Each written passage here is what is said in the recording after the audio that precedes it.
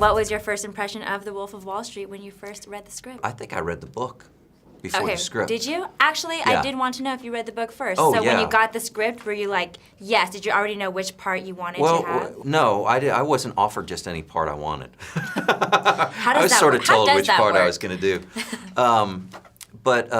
Yeah, reading the book, I mean, it's unholy.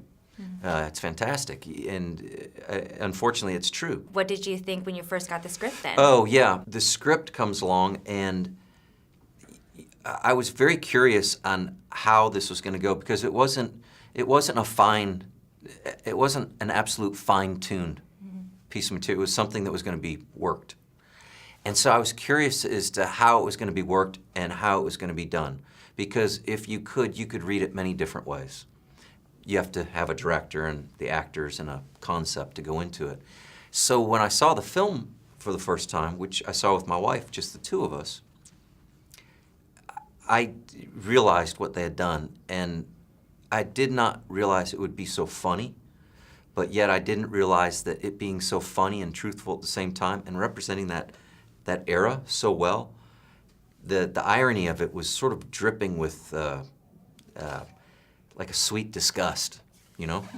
And so I think it's really interesting. I think a lot of people will have different feelings, but no one will doubt that it's a really brilliantly put together piece of film that people leave everything on the screen. I mean, Leonardo DiCaprio and Jonah Hill and Rob, they all are fearless in what they do in this film, which is another great thing that tribute to producers, director, and Leah, everyone, that they put the real film on the screen because it wouldn't work without being the real film. And then, of course, you just have one of the greatest filmmakers around putting it all together. So I was stunned.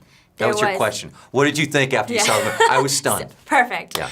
Actually, the one main thing that I was thinking as I was leaving the theater was, this cannot be true. Yeah. This guy led an outrageous, extreme lifestyle, and I even just talked to the writer, and I even asked him, is it really this accurate? And he said he talked to the real guys, and this is so accurate. And could you even really believe that people lived lives like this? There's one point in the book, there's a paragraph, while I was reading the book, I was actually showing my friends, I said, you gotta read this. It's the amount of drugs that Jordan Belfort did from morning to evening. So you do one, you got to do another one to calm yourself down from that, Coke to get yourself going, Quaalude to calm yourself down, blah, blah, blah. That you can do that for years on end. I mean, this went on for over a decade that he was moving his way through.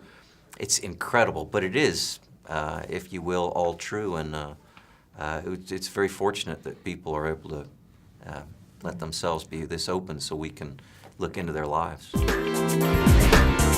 Made in Hollywood.